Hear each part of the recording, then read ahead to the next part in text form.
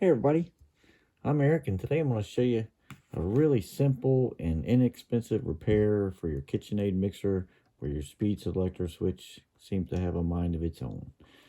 This one didn't work in stir. It would turn on after a delay in 2. There was no increase in speed until I got way to the top, and then it would go to a higher speed, stay in that higher speed until I went all the way back down to 2. Okay, so obviously it's not working right. A lot of different failure modes of this. Yours could act differently than this, but all revolves around a problem with contamination inside of our electrical switch. And this is literally something that's so easy. I know anybody can do this. I'm going to give you a close-up shot of how to do it. We're going to need 2 tools, a regular number 2 screwdriver. I'm going to use some kind of pair of pliers. It's going to help us remove the terminals on the circuit board that we're going to remove and clean. And we're going to fix the problem with contact cleaner. This can of this costs about 10 bucks from Walmart. Okay, this is the only thing you should ever use in any type of electronics. It's the only thing that's safe, fast drying, safe on plastics, leaves no residue, non-conductive. Okay, so this is what we're going to use to fix this problem. And most people's issue is going to be knowing how to take this apart. It's really about as easy as it gets. We're going to take this top band off of here, remove this small Phillips head screwdriver. We're going to take our band, slide it forward slightly, and remove our band. We're going to remove 4 screws. We're going to take the top lid off of this machine. Okay. And do not worry, nothing's going to fall apart when we take it off. Nothing crazy is going to happen underneath here.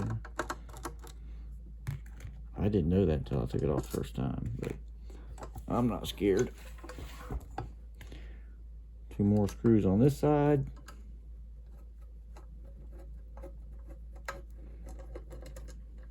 I want this video to be non-edited, just so you see this is all it's going to take, all the time it's going to take to do this. Really simple fix. And the lid just lifts right straight up and off. Okay, right up and off. Nothing inside, just an empty lid.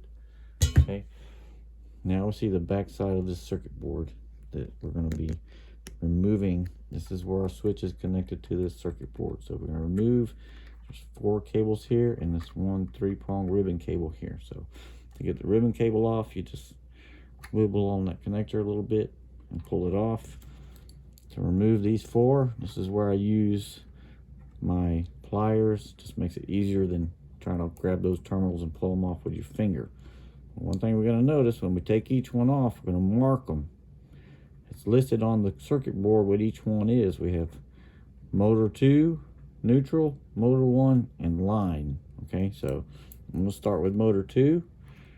You'll notice this is going to one side of our motor, and I'm marking on my terminal M2. Okay, next we have neutral. This is one side of our electrical plug that's coming into the machine, so right on there, neutral. All right, next is motor 1. This is the other side of our motor. Label it motor 1. Okay, so black Sharpie is all I use. Lastly is our line. This is our plus 120 volts coming into the machine. Okay, so now all 4 of these cables are disconnected. Our ribbon cable is disconnected. I believe that's for a speed sensor is what that is. That's what that's doing. I'm going to turn the machine around. We have 2 screws. We're going to remove this entire switch from the machine. Just 2 Phillips head screws. Take them completely out.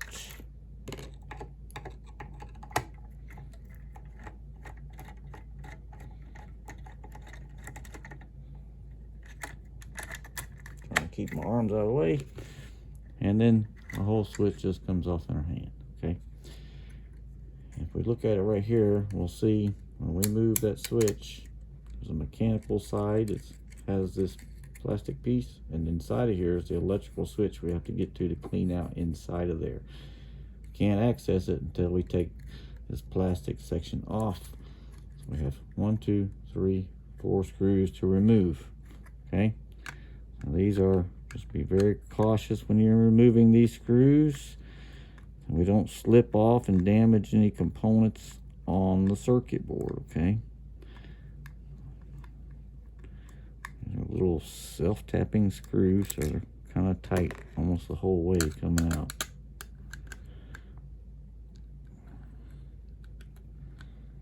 Just remove these 4 screws.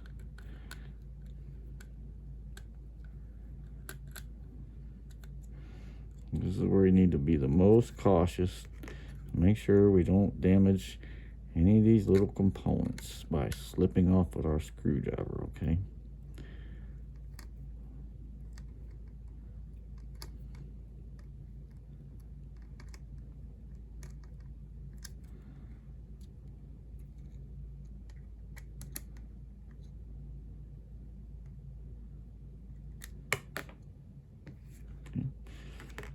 Almost fell off the table, but I caught it. Last screw right here.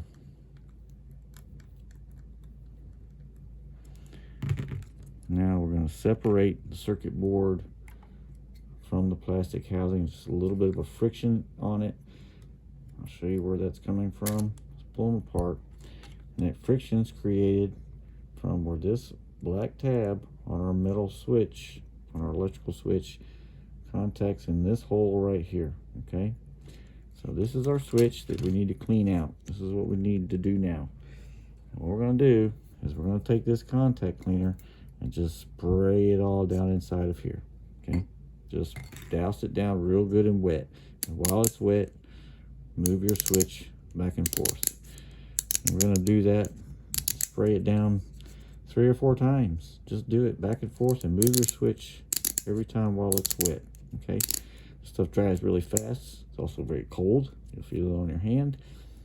And once you've done this, then we're just going to let it dry, okay? It's only going to take 5 minutes or so, and this will be completely dry from that.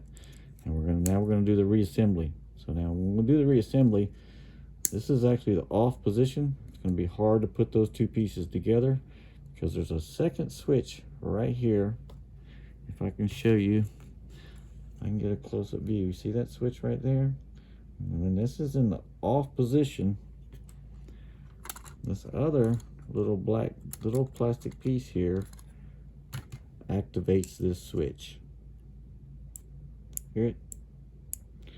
So if we try to put this together in the off position, it's hard. It's going to be pushing against that switch. So we need to move this up a couple positions, something like that.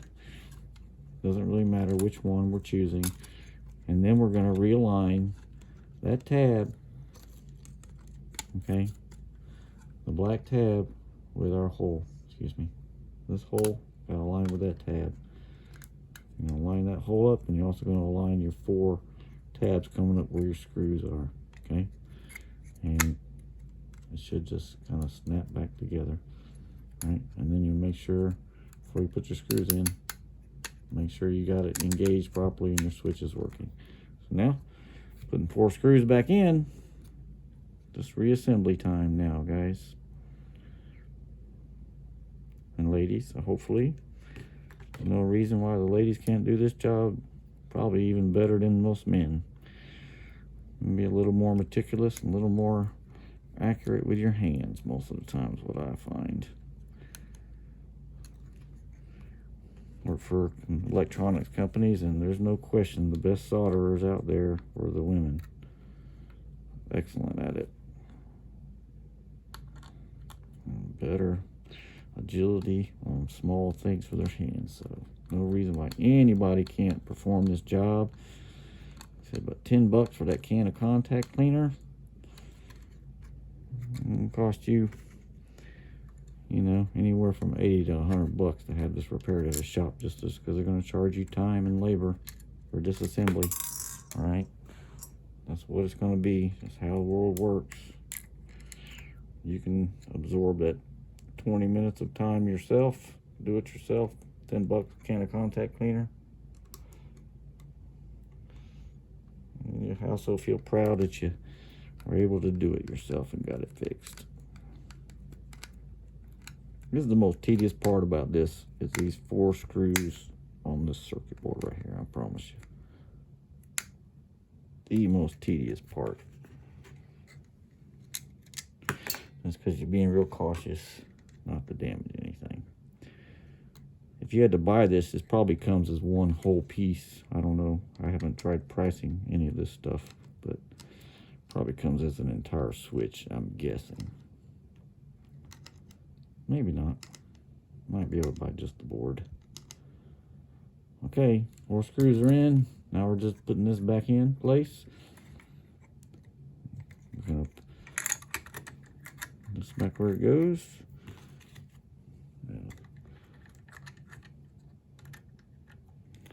Get our 2 screws back in here and our switch.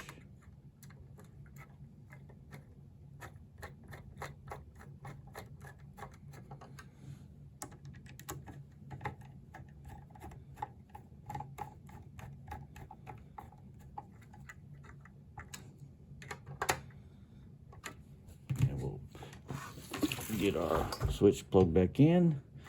I'm going to start with our first connection. Here is our line. Then we have M1. Then we have neutral. Then we have M2. Lastly, our ribbon connector. Here, be cautious with those little fragile little wires. And make sure all of your wires are tucked in. There's a little holder right here on this side. Now we're going to place the cover back on, making sure we don't pinch any of our wires. Going back together. Place our 4 screws.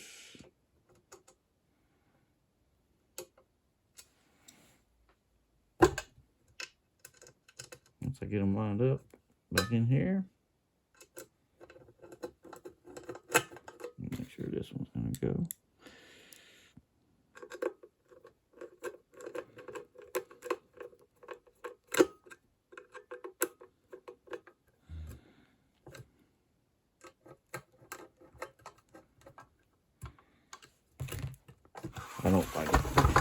I don't like using a screw gun on any of these things. I don't want to damage the paint if I slip off and hit it. Even though there's quite a few marks in the paint here from the owner beating on the side of it because it wouldn't turn on. That's why I probably shouldn't be so worried, huh? Quite a few marks there. Probably a spatula or a spoon or something beating on the side of this thing because it won't turn on. Alright, now we're going to put our band on. Start in the front.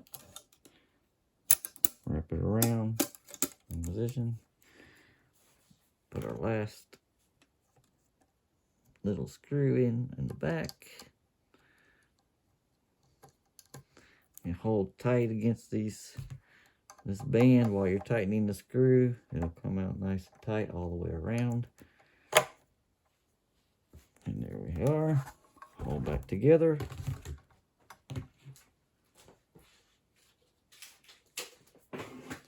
And we'll give her a little juice and see what happens.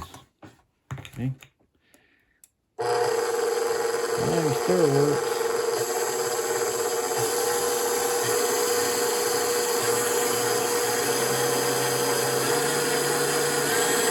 You can hear the progression in speed all the way up. There's like a slight delay before it goes all the way to a higher speed. I think it's designed to do that.